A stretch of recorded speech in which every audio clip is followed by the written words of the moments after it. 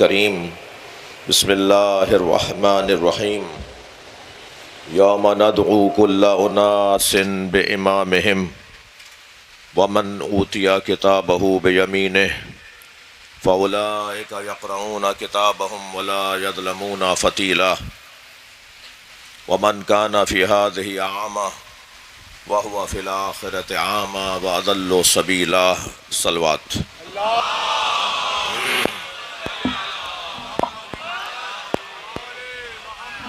اس سے بلند صلوات ہدیہ کریں۔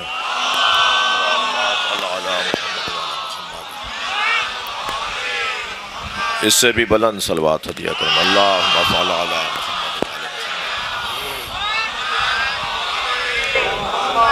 سورہ مبارکہ اسراء کی پیدا پہ مسلسل 71ویں اور 72ویں دو آیتیں میں نے آپ کے سامنے پڑھی ہیں۔ اللہ اپنے اس کلام میں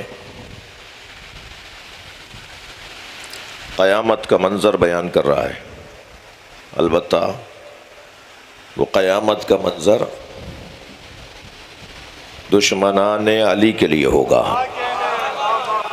ورنہ جس منظر کو یہاں بیان کیا گیا ہے وہ محبان اہل بیت کے لیے تو فجر کا منظر ہوگا، خوشی کا منظر ہوگا، سکون کا منظر ہوگا۔ وہ آرزو پوری ہو رہی ہوگی جس کے لیے مدتوں سے اس سوچ کے حامل لوگوں نے زندگیاں گزاری ہیں۔ ارشاد حضرت احدیت ہو رہا ہے، سورہ اسراء آیت نمبر 71، یوم ندعو کل اناس بامامہم۔ اس دن ہر شخص کو اس کے امام کے ساتھ پکارا جائے گا۔ وَمَنْ أُوتِيَ كِتَابَهُ بِيَمِينِهِ، اور جس کے سیدھے ہاتھ میں نامہ عمل دیا جائے گا، فَأُولَئِكَ يَقْرَؤُونَ كِتَابَهُمْ، پس وہ لوگ اپنے نامہ عمل کو پڑھیں گے، وَلَا يَظْلَمُونَ فَتِيلًا، انہیں اپنے نامہ عمل میں ایک بال برابر، کھجور پہ چڑھے چھلکے کے برابر ظلم نظر نہیں آئے گا۔ وَمَنْ كَانَ فِي هَذِهِ أَعْمَىٰ، اور جو اس دنیا میں اندھا ہے، جسے نظر ہی نہیں آ رہا، وَمَنْ كَانَ فِي هَذِهِ أَعْمَىٰ وَهُوَ فِي الْآخِرَةِ أَعْمَىٰ، وہ آخرت میں بھی اندھا اٹھایا جائے گا۔ وَأَضَلُّ سَبِيلًا، اور اسے کوئی رستہ نظر نہیں آئے گا، راہ گم کردہ، رستہ گم، انہیں جنت کا رستہ نظر نہیں آئے گا۔ یہ آیہ کریمہ جو اسے میں نے آج بھی تیسری دفعہ آپ کے سامنے تلاوت کیا ہے۔ عزیزان گرامی، کل بات بہت ناتمام رہی، اور یقیناً عشرے میں ایسا ہی ہوتا ہے کہ بحث کو ایک منزل پہ لے جا کر منزل مصائب پر پہنچ کر پھر دوسرے دن کے لیے گفتگو کو مؤخر کیا جاتا ہے۔ ایک آیت پر بحث کرنا، ایک آیت پر غور کرنے کا تو مقصد بھی یہی ہے، ورنہ روزانہ نئی آیت پر بات ہو۔ آخرت کی بات ہے۔ دنیا اور آخرت کا ایک موٹا سا فرق یہ ہے کہ یہاں عمل ہے، حساب نہیں ہے، اور آخرت میں حساب ہے، عمل نہیں ہے۔ اور یہ میرے الفاظ نہیں ہے، یہ میرے مولا علی علیہ السلام نے رہنمائی فرمائی ہے کہ الیوم یوم عمل، الیوم یوم عمل، وقار بھائی الیوم یوم عمل لا حساب، مولا علی فرما رہے ہیں آج عمل کا دن ہے، حساب کا دن نہیں ہے۔ وغدن یوم حساب لا عمل، کل کا دن جو آئے گا یعنی قیامت کا جو دن آئے گا وہ حساب کا دن ہے، اس دن کوئی عمل نہیں ہوگا۔ یہ دنیا یعنی جہاں میں اور آپ رہ رہے ہیں، میں نے کل کی مجلس میں گزرتے ہوئے عرض کیا تھا کہ یہ دنیا دنی کی مؤنث ہے، اور ہر شے اپنی ضد سے پہچانی جاتی ہے۔ دنی کی ضد ہے علی، اسی بنیاد پر مولا نے اپنی ضد یعنی دنیا کو 3 طلاقیں دیں۔ جی انتہائی پست جگہ کس معنی میں؟ ورنہ تو اس دنیا کو، اس زمین کو اللہ نے متجر اولیاء قرار دیا ہے۔ یعنی میں یہاں ایک بات اور بھی کہہ دوں اپنے ان محترم سننے والوں کی خدمت میں کہ دنیا کی جہاں مذمت آئی ہے وہاں دنیا کی تعریف بھی آئی ہے۔ ہرگز ایسا نہیں ہے کہ صرف مذمت آئی ہو، کوئی ایک حدیث، کوئی ایک آیت نہ ہو کہ جو دنیا کی تعظیم یا دنیا کی اہمیت کے حوالے سے آئی ہو، نہیں، دنیا کی تعریف بھی آئی ہے۔ تعریف اس زاویے سے آئی ہے کہ دنیا ہی تو تھی جس کی وجہ سے تم آزمائے گئے، محل آزمائش، امتحان گاہ۔ موقع کہاں ملا تمہیں اپنے آپ کو اچھا ثابت کرنے کا؟ کہاں تم نے جا کر اپنے آپ کو ثابت کیا کہ تم نیک اور پرہیزگار ہو؟ جو سبب بنی ہے تمہارے نیک اور پرہیزگار اور اچھے ہونے اور انسان ہونے کو ثابت کرنے کی، جو جگہ سبب بنی ہے وہ یہی تو دنیا ہے۔ لہذا اس زاویے سے دیکھیں تو یہ تعریف کے قابل جگہ ہے۔ موقع دے رہی ہے ہمیں، یہ ماحول بنا کر دے رہی ہے یہ ہمیں۔ اندھا کہے میں نابینا کو نہیں دیکھتا، یہ کون سا حسن ہے؟ کمال تو یہ ہے کہ خوب آنکھیں چلتی ہوں اور گناہوں کے لیے نہ چلتی ہوں۔ صلوات پڑھنے ذرا محمد و آل۔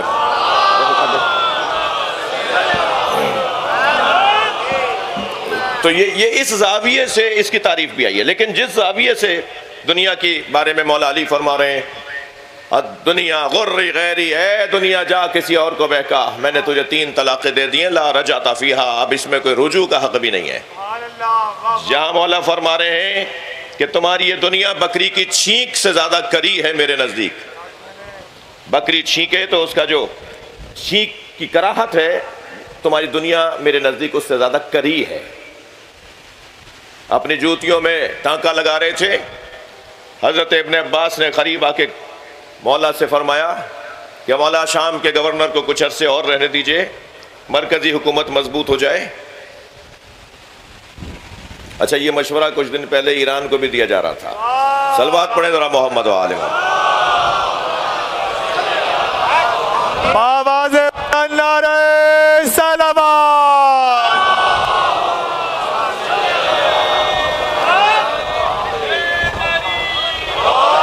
مولا سے ابن عباس رضوان اللہ تعالیٰ علیہ نے، مولا کے شاگرد ہیں، مولا کے چچزاد بھی ہیں، مولا کے خاندان کے بھی ہیں، کہ مولا کچھ دن کے لیے مرکزی حکومت کو مضبوط ہونے تک وہاں کچھ عرصے تک گورنر کو رہنے دیجئے، پھر اسے ہٹا دیجئے گا جس کے لیے آپ نے عزل نامہ لکھ کر بھیجا ہے، معزولی کا لیٹر بھیجا ہے۔ تو حضرت نے اپنی جوتیوں کو دیکھا، پھر ابن عباس کو دیکھا، فرمایا ابن عباس ان کی قیمت کیا ہے؟ یہ جو میری جوتیاں ہیں ان کی قیمت کیا ہے؟ تو حضرت ابن عباس نے فرمایا مولا اس میں تو اتنے پیبند لگ چکے ہیں، اتنے اس میں ٹانکے، اس میں اتنے جوڑ لگ چکے ہیں کہ وہ خریدے گا ہی نہیں۔ حضرت نے فرمایا جو میری جوتی تمہارے نزدیک قیمت کی حامل نہیں ہے، جس کی کوئی قیمت نہیں ہے، یہ جوتیاں تمہاری دنیا سے زیادہ عزیز ہیں مجھے۔ نعرہ حیدری۔ بھائی یہیں ایک جملہ اور ہدیہ کرنے کو دل کر رہا ہے۔ ہم مجلس میں سب جوتیاں اتار کے بیٹھے ہیں نا، یہ اس وقت سب مجلس میں شخصیات، آپ سب مومنین عزادار سب جوتیاں اتار کر آئے نا۔ مولا علی نے جوتیوں کا نام دنیا رکھا ہے، ہم اپنی دنیا باہر چھوڑ کر آتے ہیں۔ جب امام بارگاہ میں آتے ہیں تو حیثیتوں کو چھوڑ کر آتے ہیں، سب فقیر حسین بن کر بیٹھتے ہیں۔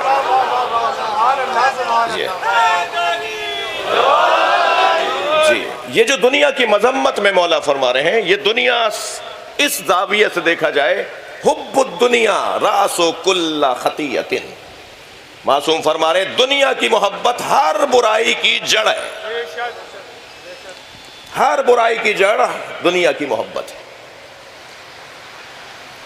کبھی غور کیا کہ کس مزاج نے کربلا میں امام حسین کو شہید کیا ہے؟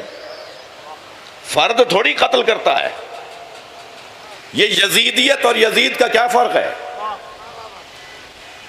مارا تھا یزید کی حکومت نے، لعنت ہم یزیدیت پر بھیجتے ہیں۔ جی ہم آواز لگاتے ہیں نا، ہم یزیدیت، آپ کہتے ہیں مرد آباد۔ حسینیت، حسینیت، یزیدیت، یزیدیت، اہل بیت کے دشمنوں پہ لعنت۔ یہ جو یزیدیت ہے نا، یہ ایک مزاج کا نام ہے، یہ کسی میں بھی آ سکتا ہے مزاج، اور حسینیت بھی ایک مزاج ہے۔ کربلا میں امام حسین نے جان دی ہے، مگر ایک مزاج کی وجہ سے جان دی ہے، ایک سیرت کی وجہ سے، ایک کیفیت کی وجہ سے جان دی ہے۔ اور وہاں ظلم ہوا ہے تو وہ ایک وجہ ہے، اس کے پیچھے ایک سبب ہے۔ وہ مزاج یزیدیت جس کو کہلاتا ہے، کہلائے گا وہ مزاج کیا ہے؟ کربلا میں امام حسین کو دو کمزور مزاج لوگوں نے قتل کیا ہے، دو مزاج رکھنے والوں نے امام کو شہید کیا ہے۔ وہ کبھی بھی آ سکتا ہے۔ کوئی دل آزاری اور رسم اور رواج توڑنے کی بات نہیں کر رہا۔ ممکن ہے کہ آپ کو بظاہر شیعہ نظر آئے مگر مزاج میں حسینی نہ ہو، اور ممکن ہے آپ کو کوئی سنی نظر آئے اور مزاج میں حسینی ہو۔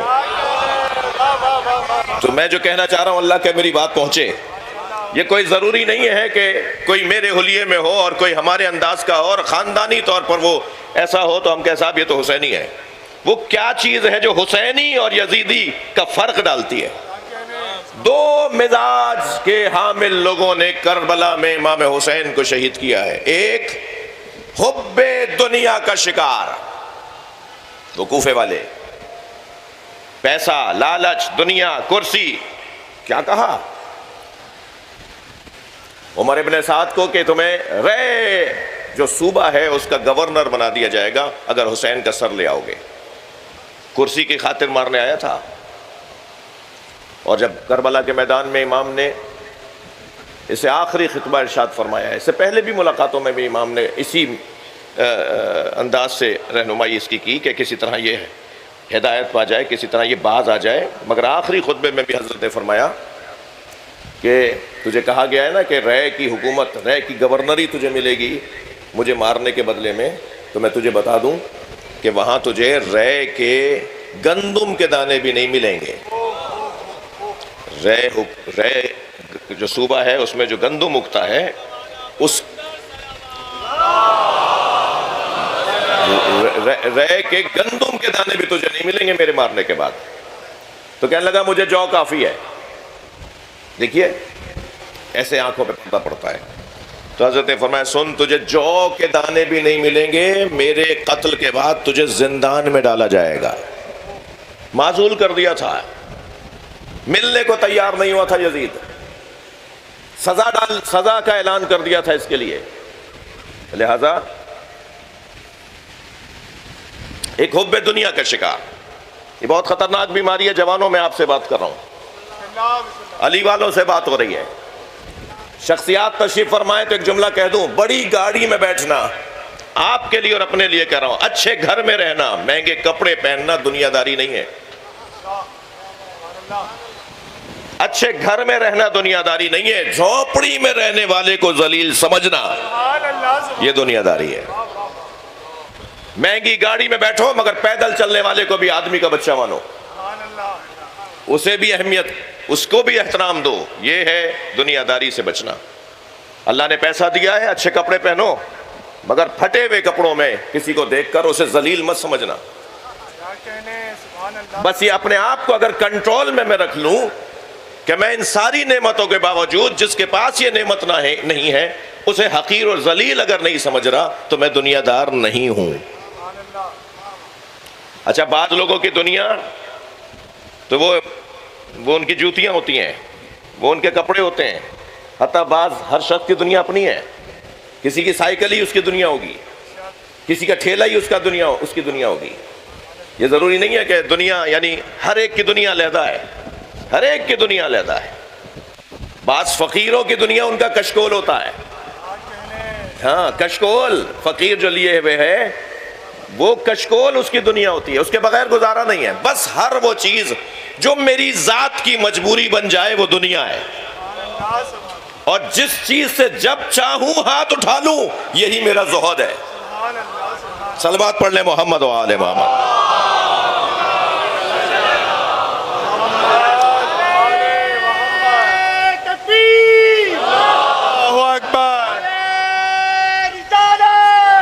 رسول اللہ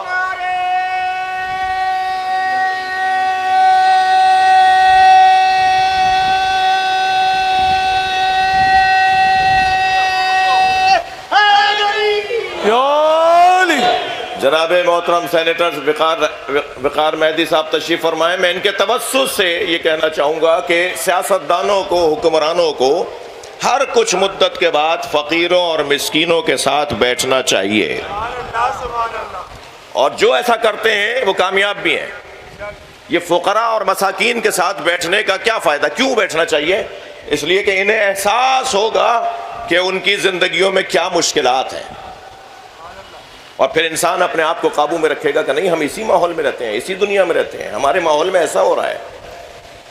میں کسی بات کی طرف اشارہ نہیں کر رہا، لیکن ہمارے یہاں ایک کیفیت ہے ایک مدت سے پاکستان کے اندر کہ حکمرانوں کو کسی کو نہیں پتہ ہوتا کہ صبح جو دن آنے والا ہے ہماری حکومت بھی رہے گی یا نہیں رہے گی. اب یہ کس وجہ سے ہے میں اس پہ بات نہیں کر رہا، مگر یہ جو کیفیت ہے نا کہ دوسرا دن ہماری حکومت کا رہے گا یا نہیں رہے گا، یہ کیفیت بھی غنیمت ہے. اس لیے کہ کم سے کم اپنے قابو میں تو رہو، کہ کیا معلوم کہ یہ جو آج اختیارات ہیں وہ کل باقی نہ رہے. بات روشن ہے. یہ جو دنیا ہے نا میرے عزیزو، یہ دنیا واہمات کی جگہ ہے، توہمات کی جگہ ہے، دھوکوں کی جگہ ہے، فریبوں کی جگہ ہے، ملمہ کاریوں کی جگہ ہے کچھ اور، نظر کچھ اور آتا ہے. مگر آخرت ایسی نہیں ہے. یہاں ہم اپنا اختیار استعمال کریں گے، لیکن آخرت میں اللہ کا اختیار چلے گا. وہاں ہم اپنی پسند سے لائنیں تبدیل نہیں کریں گے، توجہ ہے. وہاں ہم اپنی پسند سے گھر نہیں بدلیں گے، وہاں ہم اپنی پسند سے اپنے مولا، اپنے مرشد، اپنے پیر نہیں بنائیں گے. وہاں جو تم نے دنیا میں کیا ہوگا وہی ملے گا. لہذا قیامت کا جو منظر ہے بڑا حسین منظر ہے. میں نے کل کی گفتگو میں ایک اصطلاح استعمال کی تھی، اسے ذرا دوبارہ صرف تکرار کر رہا ہوں تاکہ کل کے دوست مضمون کے ساتھ متصل ہو جائیں. یہ جو دعوت ہے نا، یوم ندعو کل اناس بامامہم، قیامت کے دن ہر شخص کو اس کے امام کے ساتھ اٹھایا جائے گا. یہ جو دعوت ہے، یہ دعوت قیامت میں تکوینی ہے اور دنیا میں تشریعی ہے. دعوت کی دو قسمیں ہو گئیں، بلانا، پکارنا. اللہ پکار رہا ہے یا نہیں پکار رہا کہ نماز پڑھو، روزہ رکھو، حج کرو، نیکیاں کرو، برائیاں نہیں کرو؟ یہ اللہ کہہ رہا ہے نا. مگر کوئی ایسا کر رہا ہے، کوئی ایسا نہیں کر رہا. تو اختیار چل رہا ہے یہاں پر تو عزیزان گرامی شریعت کا حکم ہے، کر لیا تو ثواب، نہیں کیا تو عذاب. مگر یہاں کچھ اس کا نتیجہ نہیں نکل رہا. ایک معنی سے عرض کر رہا ہوں. مگر آخرت میں ایسا نہیں ہے. آخرت میں مجال نہیں کسی کی کہ وہ اپنی پسند سے کچھ کر لے. جی قرآن مجید میں ایک لفظ بار بار استعمال ہوا ہے، اور وہ لفظ ہے من. میم نون من. یہ ہماری اردو والا من نہیں ہے جو وزن کے بارے میں استعمال ہوتا ہے. من، وہ من یعنی وہ. قیامت کے دن پروردگار عالم نے 4 جگہ من کا لفظ اتنا حسن کے ساتھ استعمال کیا ہے. وہ اپنے اختیار کا استعمال کر رہا ہے. ارشاد ہوتا ہے لا یشفعون الا من لہو الرحمن. قیامت کے دن کوئی کسی کی شفاعت نہیں کرے گا مگر جسے رحمان اجازت دے گا. اب یہ رحمان جسے اجازت دے گا، یہ گنجائش اللہ نے دے دی. ان لوگوں کو جواب دے دیا جو یہ کہتے ہیں کہ شفیع کوئی نہیں ہوگا، شفاعت کوئی نہیں کرے گا، قیامت میں کسی کی کوئی شفاعت نہیں چلی. قرآن کہہ رہا ہے الا من ارتضی من رسول. کچھ ہے کہ جو قیامت میں شفاعت کریں گے. یہ من ایسے ایک اور جگہ استعمال ہوا لا یتکلمون الا من اذن لہ الرحمن. جی قیامت میں کسی کو بولنے کی اجازت نہیں ہوگی، گونگے ہو جائیں گے سب. مجال ہے جو زبان چلا سکے. الا من اذن لہ الرحمن، مگر جسے رحمان بولنے کی اجازت دے گا. اب اس کا مطلب یہ ہے کہ کوئی ہے کہ جسے رحمان بولنے کی اجازت دے گا. یہ جو رحمان بولنے کی جسے اجازت دے رہا ہے اس من کو تلاش کرنا ہے. یعنی اب قیامت میں اللہ کی مرضی سے ہوگا. یہی تو کمال ہے اس گھرانے کا کہ اس دنیا میں تشریعی طور پر انہیں ہمارا مولا بنایا، آخرت میں تکویناً یہ ہمارے آقا ہیں. سبحان اللہ. بابا کے بلندر سلامات.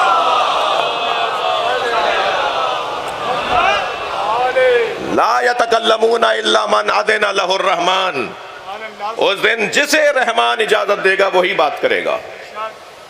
پھر ایک جگہ اور ارشاد ہو رہا ہے عالم الغیب فلا یظہر علی غیب احدا، عالم غیب اپنے غیب کو کسی پر بھی ظاہر نہیں کرتا، الا من ارتضی من رسول، مگر جسے اللہ منتخب کر لیتا ہے۔ میں اور اگر آپ کے ذوق کے مطابق ترجمہ کروں تو زیادہ بہتر ہے، اللہ اپنے غیب کو کسی پر ظاہر نہیں کرتا، مگر اللہ اپنے غیب کو اس پر ظاہر کرتا ہے جسے مرتضی بنا دیا ہے۔ صلوات پڑھ لیں محمد و آل محمد۔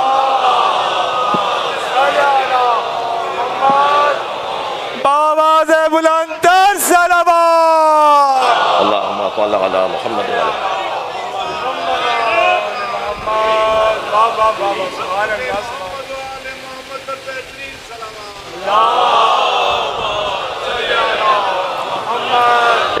ایک اور آیت ہدیہ کرنے کو دل کر رہا ہے۔ پروردگار عالم ارشاد فرما رہا ہے یوم لا ینفعون مال ولا بنون الا من اتى اللہ بقلب سلیم۔ وہ قیامت کا منظر وہاں ہوگا کیا؟ مت چلے گی کس کی؟ وہاں اختیار کس کے پاس ہوگا؟ وہ اختیار تام رکھنے والا اللہ وہاں اعلان کر رہا ہے کہ وہاں میں کچھ لوگوں کو اختیار دوں گا۔ بھائی یہی تو ہم ایک مدت سے پکار رہے ہیں کہ انہیں یہاں مانو کہ جن کی وہاں چلے۔ اللہ کرے میری بات جائے۔ صلوات پڑھے ذرا محمد و آل۔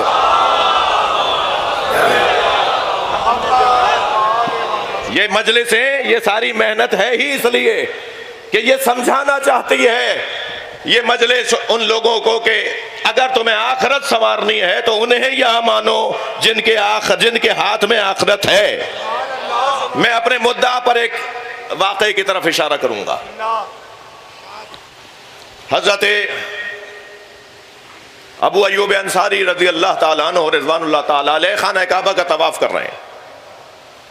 طواف کے درمیان ایک شخص نے آ کر کہا کہ گورنر مکہ بھی مطاف میں ہے۔ انہوں نے کہا ہوتا ہو؟ سن لیا آپ نے ایسے ہی جلدی؟ انہوں نے کہا ہوتا ہو؟ تو پھر اس نے کسی نے آ کے کہا اچھا ایسا ہوتا ہے؟ پھر اس نے کسی اور نے آ کے کہا کہ حضور گورنر مکہ بھی خانہ کعبہ کا طواف کر رہا ہے اور آپ کے ساتھ مطاف میں ہے۔ وہ طواف کی خاص جگہ ہے نا، ہر جگہ سے طواف نہیں ہوتا نا۔ تو انہوں نے کہا میں اس وقت اللہ کی عبادت میں مصروف ہوں۔ یہ خبر پہنچ گئی گورنر تک، وہ بھی قریب آہستہ آہستہ قریب آیا اور حضرت ابو ایوب انصاری کے قریب آ کے کہنے لگا کہ میں گورنر ہوں۔ تو انہوں نے پہلے اسے دیکھا، پھر کعبے کو دیکھ کے کہا میں اللہ کی عبادت میں مصروف ہوں۔ تو ایسے لوگوں کو بولنا تو خوب آتا ہے۔ تو فوراً کہنے لگا میں اللہ ہی کی خاطر آپ سے بات کر رہا ہوں۔ تو حضرت نے فرمایا کہو کیا کہنا چاہتے ہو؟ کہا کوئی میرے لائق خدمت میں آپ کے کام آ سکوں؟ تو حضرت ابو ایوب انصاری نے کعبے کو دیکھ کر پھر اسے دیکھا اور فرمایا آخرت میں کچھ دے سکتے ہو؟ تو اس نے فوراً کہا کہ نہیں آخرت میں تو میں کچھ نہیں دے سکتا۔ تو حضرت نے فرمایا دنیا میں نے چھوڑ دی ہے، آخرت میں تم کچھ دے نہیں سکتے تو تم سے مانگوں کیوں؟ بھائی یہاں ایک فیصلہ ہو گیا، آخرت میں جو دے سکتا ہو دنیا میں اس سے مانگا جائے گا۔ لہذا یا علی مدد یہ عین توحید ہے۔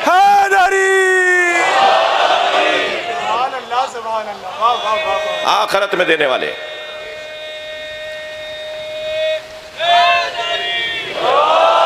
آخرت میں دینے والے مل کر جی اب وہاں کیا ہوگا؟ یومن لا ينفع مال ولا بنون۔ بھئی ایک ایسی منزل پر میں آپ کو لے آیا ہوں جو میرے ذوق کی منزل ہے، اور اللہ کرے مولا میری مدد کرے اور میں جو کہنا سوچ رہا ہوں وہ کہہ پاؤں۔ قیامت میں کیا منظر بیان ہوا؟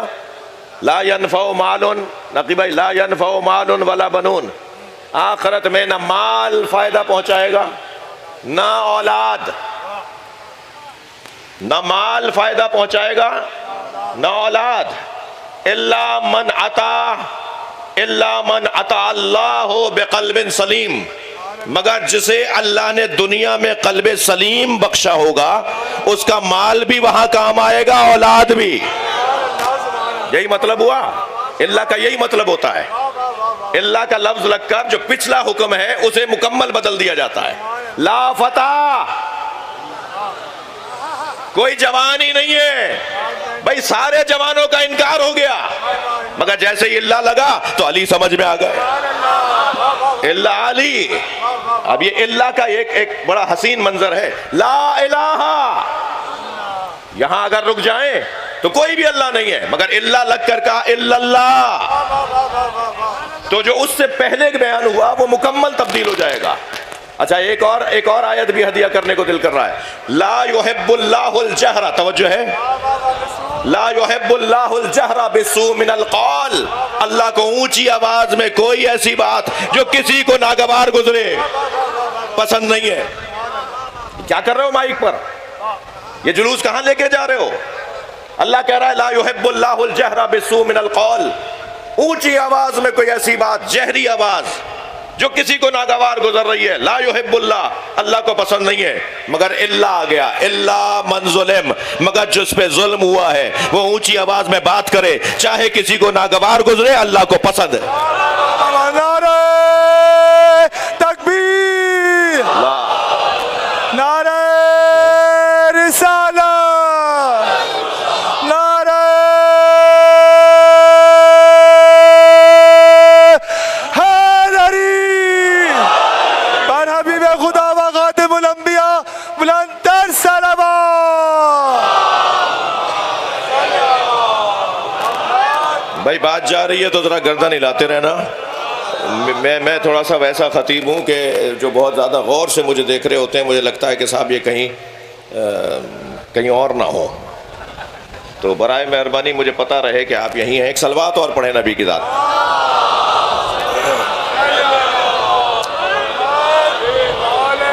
اور بر صغیر کی مجالس کا اپنا ایک رنگ ہے، اپنا ایک انداز ہے، اپنی ایک تہذیب ہے، اور آپ کی توجہات میرے ساتھ ہیں، میں اس کا بہت بہت زیادہ ممنون اور متشکر ہوں۔ مگر آیت بڑی حسین میں نے آپ کو سنا دی ہے، اور پڑھنے کا ثواب مجھے ملا اور سننے کا ثواب آپ کو ملا۔ ارشاد ہو رہا ہے کہ یوم لا ینفع مال ولا بنون، وہ دن ہے کہ جس دن نہ مال کام آئے گا اور نہ ہی اولاد کام آئے گی۔ یوم یفر المرء من اخی ہے و ابی ہے و امہ و بنی ہے، اس دن ماں بیٹے سے منہ چھپا رہی ہوگی، بھائی سے منہ موڑ رہا ہوگا، وہاں کسی کا مال اور کسی کی اولاد، یہ رشتے ختم ہو جائیں گے بھائی۔ یہ جو آپ کے یہاں بھائی ہیں نا، یہ بھائی تو ہیں، مگر وہاں رشتے کی بنیاد پر کوئی کام نہیں آئے گا جی، یہ رشتے سب ختم ہو جائیں گے۔ یہ جو محترمہ آپ کے ساتھ جڑی ہوئی ہیں اہلیہ کے عنوان سے، یہ وہاں اہلیہ نہیں رہیں گی جی۔ اب خواتین بھی تو مجلس سن رہی ہیں، کہیں وہاں سے پرچی نہ آ جائے مولانا بد دعا مت دیجئے، ہم بھی نہیں رہنا چاہتے، یہیں برداشت کر لیا کافی نہیں ہے۔ تو یہ ضروری نہیں ہے کہ جو یہاں زوجہ ہے، جو یہاں شوہر ہے، وہ وہاں بھی زوجہ اور وہاں بھی شوہر رہے، ایسا نہیں ہے۔ جو رشتہ یہاں کا ہے یہ مادی رشتہ ہے، یہ دنیاوی رشتہ ہے، آخرت میں یہ قائم نہیں رہے گا۔ صرف ایک جوڑا ہے جو وہاں چلے گا، صرف ایک جوڑا ہے جو وہاں باقی رہے گا، صرف ایک میاں بیوی ہے جو وہاں بھی زن و شوہر رہیں گے، وہ ہیں فاطمہ اور علی۔ اس کا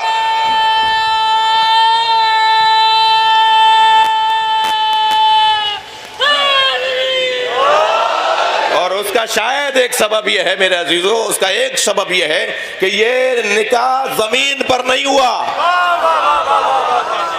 ہمارے نکاح زمین پر ہوتے ہیں، یہیں ختم ہو جائیں گے، لیکن یہ نکاح صرف زمین پر نہیں ہوا، دو جگہ پڑھایا گیا ہے، عرش پر اللہ نے پڑھایا اور فرش پہ مصطفیٰ نے پڑھایا۔ تو یہ رشتہ یہاں بھی رہے گا اور وہاں بھی رہے گا، یہ واحد جوڑا ہے جو وہاں بھی رہے گا۔ ہمارے یہاں کہہ تو دیا جاتا ہے کہ رشتے آسمانوں پر بنتے ہیں۔ ارے بھائی رشتے آسمانوں پر بنتے ہیں تو زمین پہ ٹوٹتے کیوں ہیں؟ رشتے آسمانوں پہ نہیں بنتے، رشتہ ہی آسمان پہ بنا ہے۔ یہ ضرور ہے کہ مزاجوں کو دیکھا جاتا ہے تو کہا جاتا ہے بھئی جوڑا بڑا اچھا ہے، بھئی کف ہے کف، بھئی ایک جیسے ہیں، ہم پلہ ہیں۔ یہ ہم پلہ کا لفظ بول تو دیا جاتا ہے مگر دنیا میں کوئی ہم پلہ نہیں ہے۔ میں جناب خدیجہ کی جوتیوں پہ سر رکھ کر بی بی سے سوال کروں گا تو بی بی بھی یہی جواب دیں گی کہ میں محمد مصطفیٰ کے برابر نہیں ہوں۔ تو جب جناب خدیجہ سرکار کے برابر میں نہیں ہے تو کسی اور زوجہ کا کیا نام لوں؟ تو نبی کی کوئی زوجہ نبی کے برابر نہیں ہے، تو کوئی کسی زوجہ کوئی شوہر کے برابر نہیں ہے۔ یہ کیسے کہہ دیتے ہیں ہم کہ برابری کی بنیاد پر رشتہ ہوا ہے؟ بھائی ایک ہی رشتہ برابری کی بنیاد پر ہوا ہے، وہ ہے علی و بطول کا رشتہ۔ یہ دونوں ہر اعتبار سے برابر ہیں۔ اس وقت میرا مضمون نہیں ہے مگر آپ کے چہرے کی بشاشت مجھے کہہ رہی ہے کہ میں ایک جملہ اور یہاں بی بی کی خدمت میں ہدیہ کر دوں۔ یہ واحد جناب زہرا کا اور مولا علی کا رشتہ ہے جو برابری کی بنیاد پہ بنا ہے۔ علی صاحب عصمت اور سیدہ صاحب طہارت، یہ دونوں کی طہارت دیکھیں گے آپ۔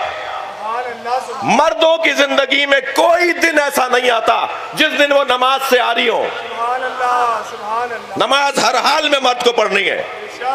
کوئی ایک دن نہیں آتا ہماری زندگی میں کہ ہم نماز فجر یا ظہر عصر یا مغرب یا ایک دن یا 2 دن کے لیے نمازیں معاف ہو جائیں، مگر خواتین کی زندگی میں 3 دن اور 3 دن سے زیادہ 10 دن تک ایسے دن آتے ہیں کہ وہ نمازوں سے عاری ہو جاتی ہیں۔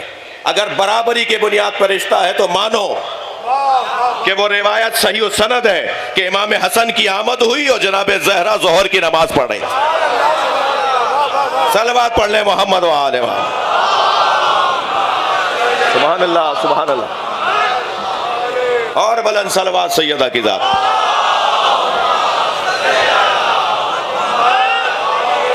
وہ بات جو میں آپ کو ہدیہ کرنا چاہ رہا ہوں وہ یہ کہ وہ دن ہے میر صاحب کہ جس دن لا ینفع مال ولا بنون، نہ اولاد کام آئے گی، یعنی نسل ہی نہیں رہے گی، نسبتیں ہی نہیں رہیں گی۔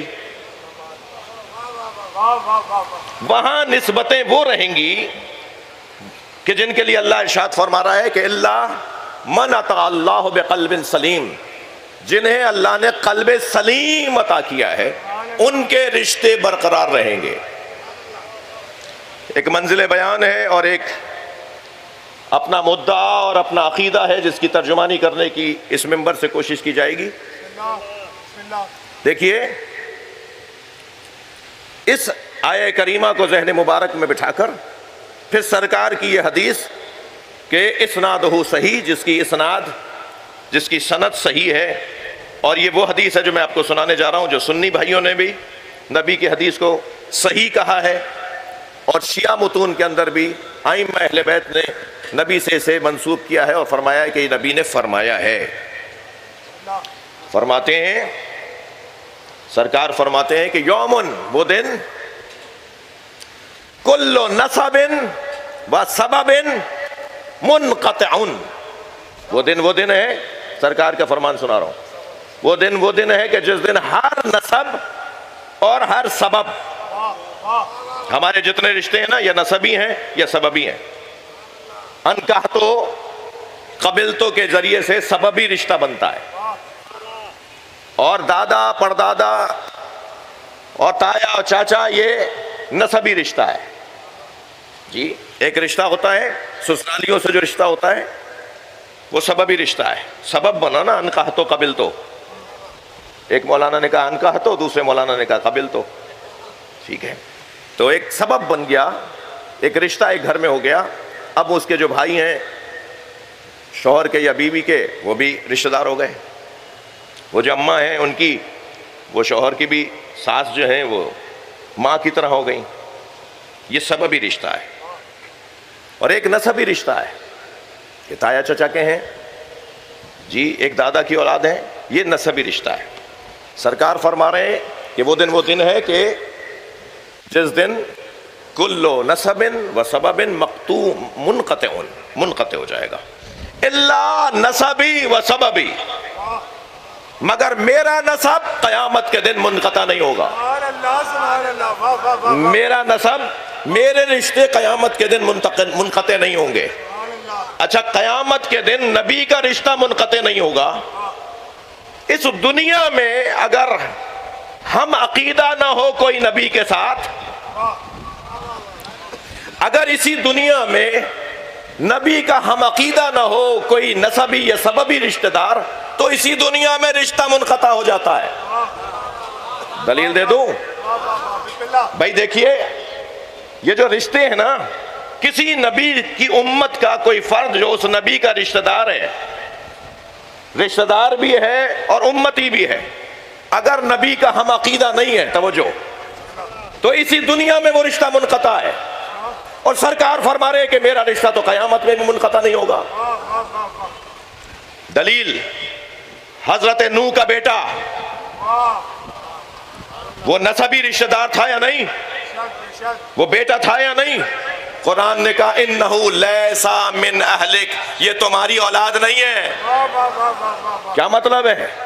معصوم نبی سے اللہ بات کر رہا ہے، اس کا کیا مطلب ہے کہ یہ معاذ اللہ ہم وہ سوچ سکتے ہیں کہ جو اس کا بعض لوگ سوچیں کہ صاحب عصمت کے اوپر سوال اٹھ رہا ہے؟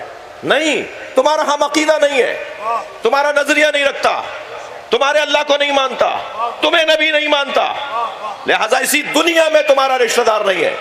انہو لیسا من اہلک، اچھا دلیل بھی دے دی اللہ نے، انہو عمل غیر صالح، اس لیے کہ اس کا عمل ہی ٹھیک نہیں ہے۔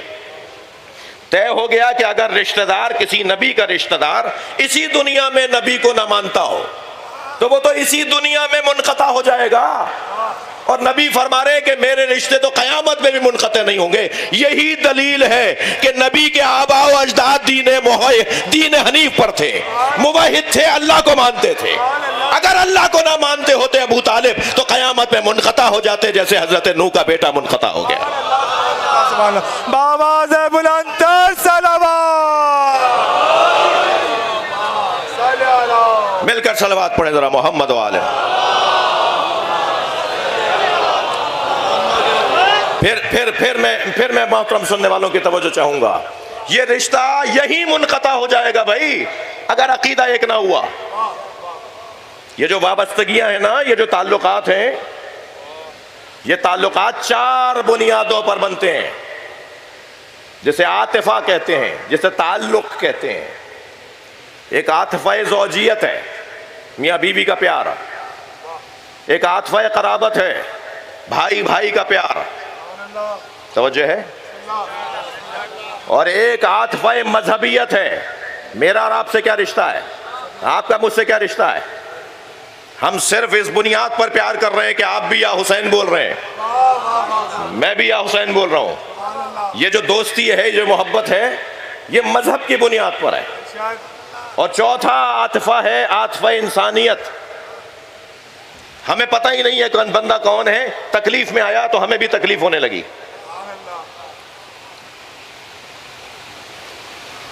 بچے آئے ہیں، ان بچوں کو لے آئے نا، آگے لے آئے، ان بچوں کو آگے لے آئیے، چھوٹے بچے۔ آج کیونکہ حضرت علی اصغر کا دن ہے، یعنی مصائب تو ہم حضرت علی اصغر کے 6 محرم کو پڑھتے ہیں اور بر صغیر کی تہذیب یہی ہے، لیکن دنیا کی سطح پر، عالمی سطح پہ یوم علی اصغر عشرے میں جو پہلا جمعہ ہوتا ہے نا، عراق میں، ایران میں، بحرین میں، قطر میں، ہندوستان میں اب آہستہ آہستہ کوئی 10-15 سال سے وہ یوم علی اصغر منایا جاتا ہے، عشرے میں جو پہلا جمعہ آتا ہے۔ تو یہ پہلا جمعہ آیا، یہ چھوٹے چھوٹے بچے آئے ہیں، تو انہیں ذرا جگہ دے دیجئے، تھوڑا سا آگے آ جائیے، منور بھائی تھوڑا آگے آ جائیے، نعرہ بٹھائیے تکبیر، سب مل کے نعرہ تکبیر، نعرہ رسالت، نعرہ حیدری، برائے خوشنودی امام زمانہ علیہ السلام بلند تر صلوات۔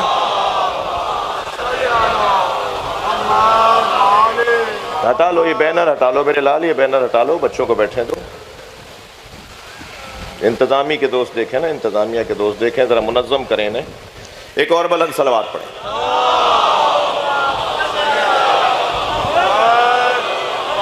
اس سے بلند صلوات. نبی نے فرمایا ہے کہ قیامت میں میرا نسب باقی رہے گا. جو نسب دنیا میں منقطع ہو جاتا ہو، جیسے حضرت نوح کا نسب ان کے بیٹے سے منقطع ہو گیا، تو آخرت میں اگر یہ نسب باقی رہے گا تو ماننا پڑے گا کہ نبی کے آباء و اجداد جتنے بھی نسبی اور سببی رشتہ دار ہیں وہ سب دین حنیف پر تھے، وہ سب اللہ کو ماننے والے تھے. میں اس بحث میں بہت دیر نہیں رکنا چاہ رہا کہ ہر قبیلے کا ایک بت تھا. میں طالب علم ہوں، دعویٰ کر رہا ہوں، اپنے مزاج سے ہٹ کر دعویٰ کر رہا ہوں. ہر قبیلے کا ایک بت تھا. کوئی بنی ہاشم کا بت ثابت کرے. صلوات پڑھیں ذرا محمد و آل محمد.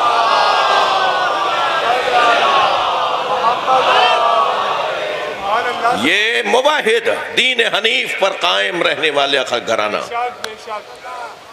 4 تعلق کا سبب ہیں، 4 سبب ہیں تعلقات کے: زوجیت، قرابت، مذہبیت، انسانیت. مگر ان چاروں میں جو جاذبہ عاطفہ مذہبیت ہے وہ ان تینوں کے اوپر غالب اور حاکم ہوتا ہے. جی آپ کا اور اگر فلاں کا مذہب ایک نہیں ہے تو قرابت داری بھی کام نہیں آئے گی. کتنے رشتہ دار آپ روکھے روکھے واجبی سا ان سے ملتے ہیں، دل نہیں ملتا اس لیے کہ اس کے دل میں علی نہیں رہتا. کتنے ہی رشتہ دار ہوں گے آپ کے کہ ایسا ہے معاشرے کے اندر. تو مذہب حاکم رہتا ہے تعلقات میں. یہ فطرت ہے بھائی. سنی کو سنی سے پیار ہوگا، یہ فطرت ہے. شیعہ کو شیعہ سے پیار ہوگا، یہ فطرت ہے. ہندو کو ہندو سے لگاؤ ہوگا، یہ فطرت ہے. عیسائی عیسائی کے ساتھ بیٹھے گا، یہ فطرت ہے. کوئی اعتراض کی بات نہیں ہے، یہ فطریات کا مسئلہ ہے. مذہب کا جو عاطفہ اور تعلق ہے وہ سارے تعلقات کے اوپر غالب آ جاتا ہے. قرابت داری بھی کام نہیں آتی، انسانیت بھی کام نہیں آتی. جی زوجیت بھی ٹوٹ جاتی ہے. امرأۃ لوط و امرأۃ نوح، قرآن کہہ رہا ہے نا، نوح اور لوط کی زوجائیں کانتا تحت عبدین من عبادنا الصالحین، ہمارے 2 نیک اور صالح بندوں کے ساتھ تھیں. فخانتہما، مگر ان دونوں نے اپنے شوہروں سے خیانت کی. حضرت نوح کی زوجہ قرآن، حضرت لوط کی زوجہ قرآن. اور قرآن نے کہا کوئی فائدہ نہیں ہوا اس زوجیت کا. یہ زوجہ زن و شوہر تو بنے مگر ان کے زن و شوہروں نے کہا کوئی فائدہ نہیں ہوا، اس لیے کہ انہوں نے اپنے شوہر جو کہ نبی تھے ان کے ساتھ خیانت کی. تو اگر زوجہ بھی نبی کے ساتھ خیانت کرے تو وہ زوجیت کام نہیں آتی، کیونکہ مذہب دونوں کا ایک نہیں ہے. حضرت نوح کے بیٹے کی میں نے ابھی مثال دی، قرابت داری تھی نا، مگر قرابت داری کام نہیں آئی کیونکہ مذہب ایک نہیں ہے. توجہ ہے. ماننا پڑے گا کہ ابو طالب کا اور محمد مصطفیٰ کا مذہب ایک تھا، ورنہ عاطفہ قرابت کام نہ آتا، ورنہ رشتہ داری کام نہ آتی. یہ رشتہ داری کا کام آنا بتا رہا ہے کہ مذہب ایک ہے. اپنے بچے کو جسے گود میں پالا ہو اسے مولا بولنا یہ ابو طالب کا جگر ہے. لہذا دعوت ذوالعشیرہ میں آواز دے کر گا قم یا سیدی و مولائی، اے میرے سید اے میرے مولا کھڑے ہو جاؤ. وقل ما شئت، اور وہی بولو جو تمہارا دل کہہ رہا ہے. سرکار دو جہاں کو اپنا مولا بولا حضرت ابو طالب نے. یہ مذہب دونوں کا ایک تھا. خاندان ابو طالب پہ بلند تر صلوات.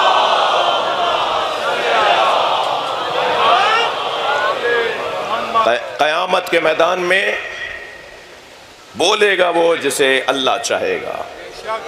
قیامت کے میدان میں شفاعت وہ کرے گا جسے اللہ چاہے گا. قیامت اختیار کی جگہ نہیں ہے، پابندیوں کی جگہ ہے. اب تمہاری نہیں، اب اللہ کی مرضی چلے گی. اور یہ قیامت سے کچھ پہلے سے شروع ہو جائے گا کہ جب رجعت ہوگی، جب اللہ کچھ مظلوموں کو اٹھائے گا. امام حسین کی پوری دنیا پر حکومت ہونے گی. امام مہدی کی نماز جنازہ امام حسین پڑھائیں گے. رجت کے ذریعے سے مالک اشتر بھی دوبارہ آئیں گے، رجت کے ذریعے سے سارے ائمہ دوبارہ آئیں گے، اور سارے ائمہ اس کو اپنا مولا اور حاکم مانیں گے جسے حسین کہتے ہیں۔ اس لیے کہ میرے معصوم فرماتے ہیں کہ ہمیں امامت بتصدق حسین ملی ہے۔ ائمہ کو جو امامت ملی ہے نا، امام حسین کے بعد جتنے بھی ائمہ کو امامت ملی ہے وہ امام حسین کے صدقے میں ملی ہے، امام حسین کے سبب سے ملی ہے۔ وہ قیامت سے پہلے قیامت کے اختیارات کا اظہار ہونے لگے گا، اور پھر یہ زمین جھٹکے کھائے گی تو ایک انسان، وقال الانسان ما لہا، ایک انسان ہوگا جو زمین کو قابو میں لا رہا ہوگا، وہ انسان مولا علی ہے۔ اذا زلزلت الارض زلزالها واخرجت الارض اثقالها وقال الانسان ما لہا۔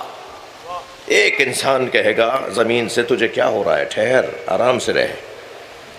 وہ انسان یومئذ تحدث اخبارہا، یہ ساری زمین کے اوپر جو کچھ ہو رہا ہوگا نا، ہوا ہوگا قیام شروع سے لے کے اور آخرت تک، جو کچھ زمین پر گزرا ہوگا وہ ساری رپورٹ، ساری گزارش سنائے گی اس انسان کو، اور وہ انسان مولا علی خود فرماتے ہیں میں ہوں۔ سنگین باتیں ہیں، بعض لوگوں کے لیے فوراً قابل ہضم نہیں ہے، مگر کرنے کی بات ہے، گوشہ کھولنے کی ضرورت ہے۔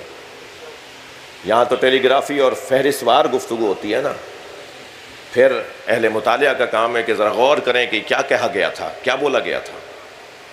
عزیزو، جس زمین پر، جس فرش پر، جس مٹی پر آپ بیٹھے ہیں نا، یہ گواہی دے گی آپ کی، یہ کل قیامت میں گواہی دے گی کہ یہ میرے اوپر بیٹھ کر حسین مولا پہ رو رہے تھے۔ یہ جو کیفیت ہے نا، ہم گواہ بنا رہے ہیں اس زمین کو۔ ایک بہت بڑا نام گزرا ہے ہمارے ہاں ابھی پچھلے سالوں تک، وہ بے قید حیات رہے اور پھر رحلت فرما گئے، آیت اللہ محمد تقی بہجت۔ وہ جب کسی امام بارگاہ میں، کسی مجلس میں جاتے تھے نا، تو جا کر ڈھونڈتے تھے سب سے پرانی جگہ کون سی ہے۔ ایک امام بارگاہ میں اس جگہ جا کے بیٹھے جس کی دیوار سب سے، پوری امام بارگاہ میں سب سے پرانی دیوار نظر آ رہی تھی۔ امام بارگاہ کے متولیوں نے، میزبانوں نے ان سے گزارش کی کہ آگے آ جائیے، یہاں بیٹھ جائیے۔ کہا نہیں، میں یہیں بیٹھوں گا۔ تو ان سے پوچھا اس کا سبب، تو فرمان لگے کہ اس دیوار نے امام حسین کا ذکر زیادہ سنا ہے، میں اس کے ساتھ بیٹھوں گا تاکہ یہ میرے لیے گواہ بن جائے۔ یہ چھوٹے چھوٹے بچے کس کی یاد میں گھر سے نکلے ہیں؟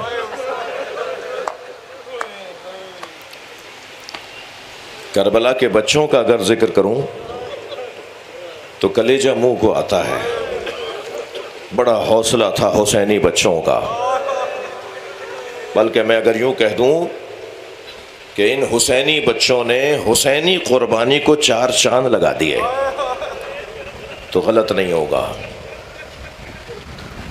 جھوٹی سے جھوٹی روایت بھی کوئی نہیں لے کر آیا کہ جناب سکینہ نے کہیں شکوہ کیا ہو،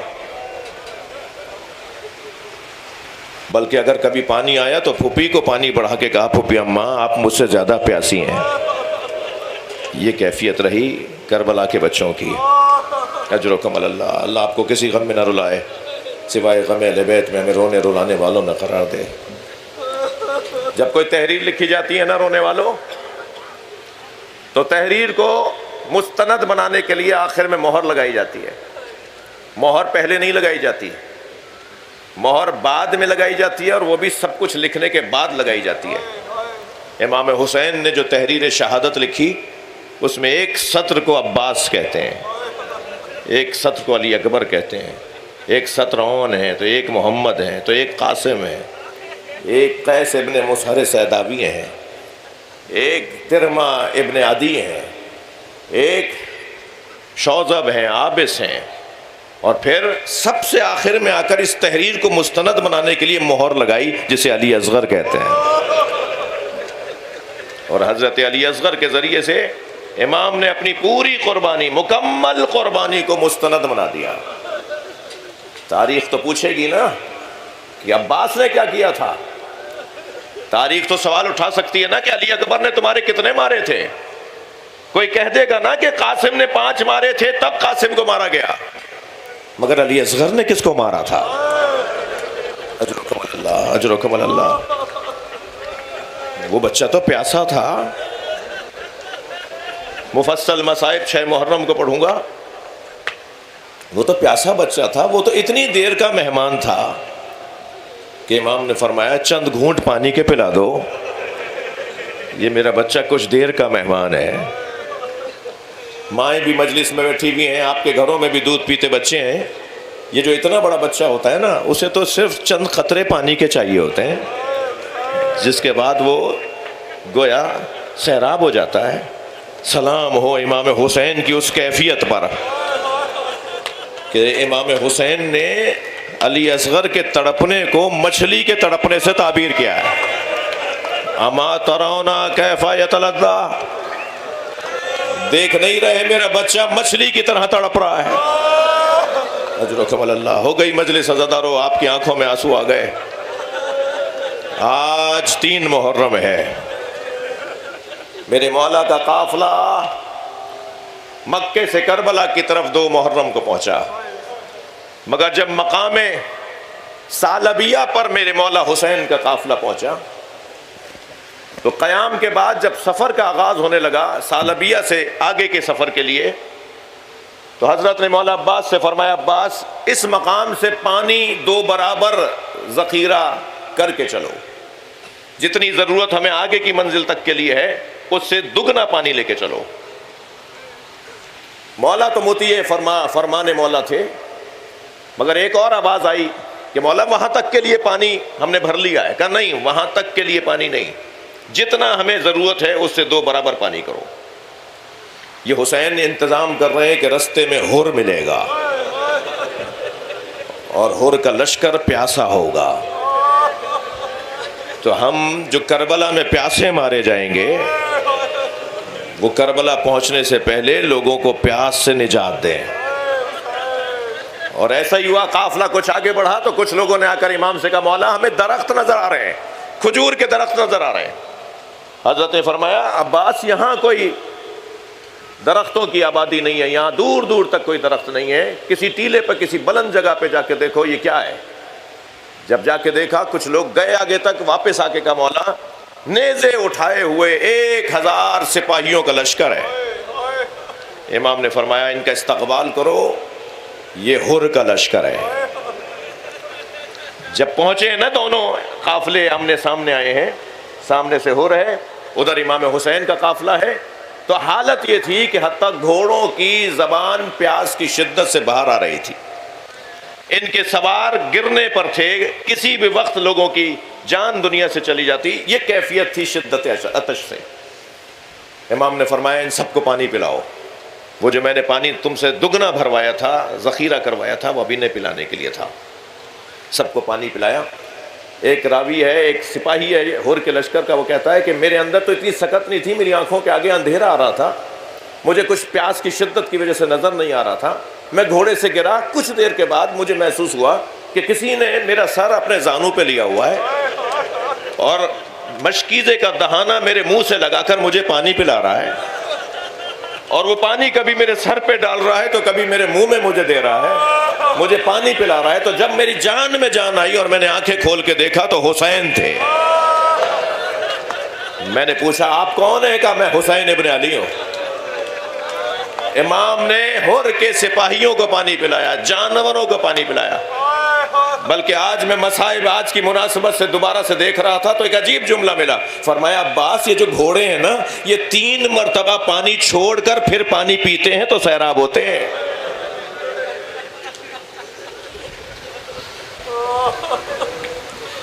گھوڑا جانور ایک مرتبہ جب پانی پی لیتا ہے تو پھر منہ باہر نکالتا ہے، اس وقت وہ سیراب نہیں ہوتا۔ فرمایا جب تک یہ 3 مرتبہ نہ پی لیں اس وقت تک پانی نہیں ہٹانا۔ میرے مولا نے ہر کے لشکر کے سواریوں کو بھی پانی پلایا۔ اور جب یہ سب سیراب ہو گئے، ان کی جان میں جان آ گئی، تو امام اپنی ذوالجناح پہ دوبارہ بیٹھے، گھوڑے کو کہا ہے میرے راہوار چلو ہمارا سفر ابھی آگے کا ہے، کہ ایک مرتبہ اور اپنے گھوڑے سے کودا اور آ کر امام حسین کے گھوڑے کی لگام کو اپنے ہاتھ میں لے کر گھوڑے کی لگام پکڑ کے موڑنے لگا۔ تو امام نے اسے غور سے دیکھ کر فرمایا ثقلت کا امک ما ترید، کیا مطلب ہے تیرا، تیری ماں تیرے غم میں بیٹھے۔ تو ایک مرتبہ مچل کے رہ گیا، کہنے لگے آپ کی ماں اگر فاطمہ زہرا نہ ہوتی تو یہ جو آپ نے مجھے جملہ کہا ہے نا، یہ جملہ میں بھی آپ کو کہتا۔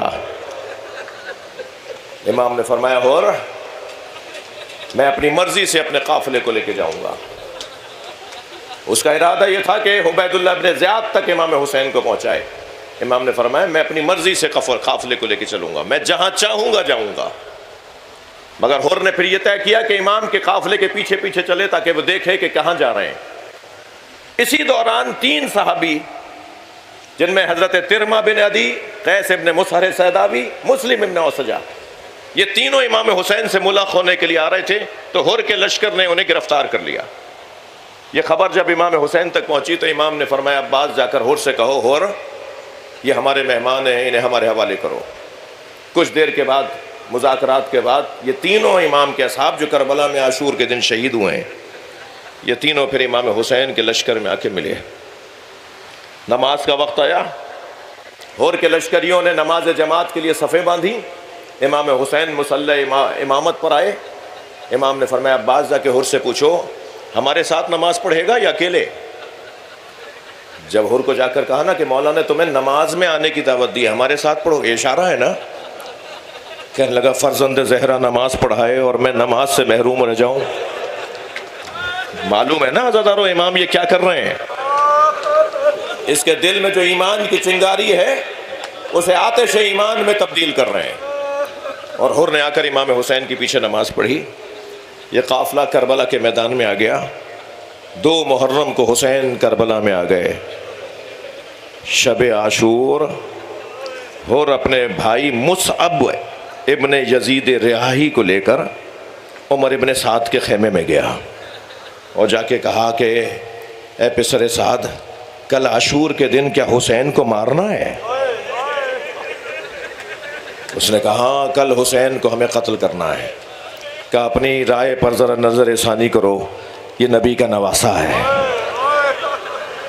کہا نہیں مجھے تو حکومت ملنی ہے، میں تو وعدہ کر کے آیا ہوں، میں تو طے کر کے آیا ہوں، میں کل حسین کو اور حسین کے ساتھیوں کو کربلا میں قتل کر دوں گا۔ تو وہاں سے تو نکلے مگر اپنے بھائی کے ساتھ خیموں کے درمیان کبھی دائیں کبھی بائیں، تو تھوڑا سا علیحدہ جا کر اپنے بھائی سے کہنے لگے ذرا کان لگا کے سنو کوئی آواز آ رہی ہے؟ اجرکم اللہ اجرکم اللہ۔ یہ واقعات کربلا ہیں جو معاشرے میں بیان ہوتے ہیں، ذرا کان لگا کے سنو کوئی آواز آ رہی ہے؟ تو حر کے بھائی نے مصعب ابن یزید رہائی نے حر کے بھائی نے کہا ہاں میرے کان میں آواز آ رہی ہے، کچھ بچوں کی آواز ہے جو العطش العطش، ہائے پیاس، رات کی تاریکی ہے، نصف شب ہے، یہ بچے پیاس کی شدت سے سوئے نہیں، بلکہ کوئی بچہ ہے جو اپنی ماں سے کہہ رہا ہے اماں پانی، کوئی بچہ ہے جو اپنے بابا سے کہہ رہا ہے بابا پانی۔ عزاداروں ان بچوں میں ایک بچی ہے جو سارے پیاسے بچوں کو لیے بیٹھی ہے اور بار بار کہتی ہے کہ پانی کی ذمہ داری تو چچا عباس کی ہے نا، ذرا کل کا دن نمودار ہونے دو، میں چچا سے جا کے کہوں گی کہ ہمیں پانی پلاؤ۔ اجرکم اللہ اجرکم اللہ، اللہ آپ کو کسی غم میں نہ رلائے، سوائے غم اہل بیت میں ہمیں رونے رلانے والوں میں قرار دے۔ تو اپنے بھائی سے کہا، اپنے غلام کو بلایا، اپنے بیٹے علی کو بلایا حر نے، اور کہا دیکھو میں اپنے آپ کو جنت اور دوزخ کے درمیان محسوس کر رہا ہوں، یہاں جہاں ہوں یہ دوزخ کا رستہ ہے، اور جہاں سے پانی پانی کی آوازیں آ رہی ہیں وہ جنت کا رستہ ہے۔ میں نے تو طے کر لیا کہ مجھے دوزخ میں نہیں جانا اور میں حسین کی طرف جا رہا ہوں، تم میں سے کون ہے جو میرے ساتھ چلے گا؟ تو بھائی نے بھی بڑھ کر کہا کہ ہمیں بھی جنت میں لے جاؤ، اور غلام نے بھی بڑھ کر کہا میں بھی آپ کے ساتھ جاؤں گا، اور بیٹے نے بڑھ کر کہا بابا میں آپ کو تنہا کیسے چھوڑوں۔ جیسے ہی فجر کی اذان ہوئی، نماز پڑھی، کچھ سورج نکلنا شروع ہوا تو حر نے کہا میرا امامہ اتار دو، اس لیے کہ امامہ عزت دار لوگ پہنتے ہیں، میں نے تو اپنی عزت وہیں ختم کر دی تھی جب میں نے حسین کے گھوڑے کی لگام میں ہاتھ ڈالا تھا. میری تو عزت اسی وقت ہی ختم ہو گئی تھی جب زینب کے رونے کی آواز بلند ہوئی. اجرکم اللہ اجرکم اللہ. اور کہا میرا ماما اتار دو اور میرے ہاتھوں کو باندھ دو جیسے کوئی اسیر جا رہا ہو. اور اپنے بیٹے اور غلام کے ساتھ امام حسین کی طرف بڑھا.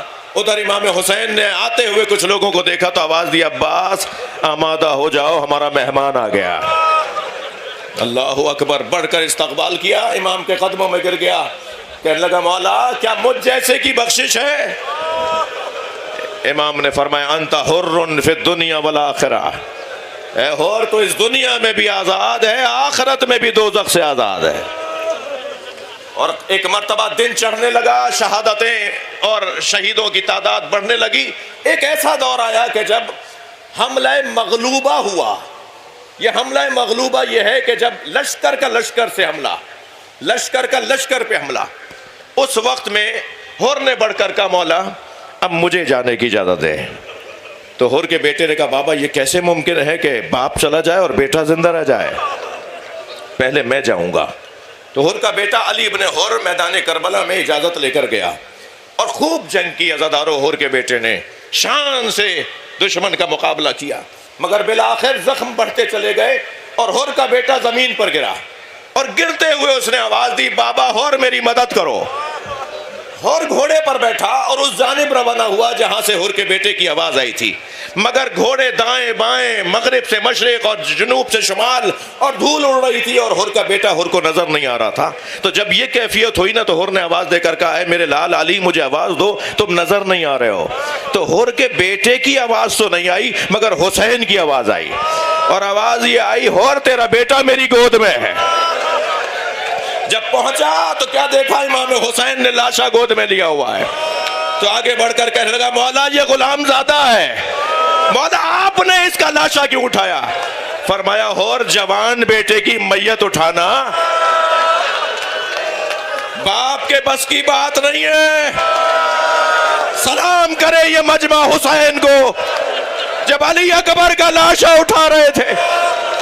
کون تھا جو کہتا کہ جوان بیٹے کی میت باپ کے اٹھانے کی؟ ایک مرتبہ برابر سے ایک بی بی کی آواز آئی اور آواز یہ تھی بھائی حسین یہ لاشا زینب اٹھائے گی. کربلا کے میدان میں واحد لاشا علی اکبر کا لاشا ہے جو زینب نے حسین کے ساتھ اٹھایا. الا لعنت اللہ علی الظالمین فسيعلم الذين ظلموا أيّ منقلب ينقلبون.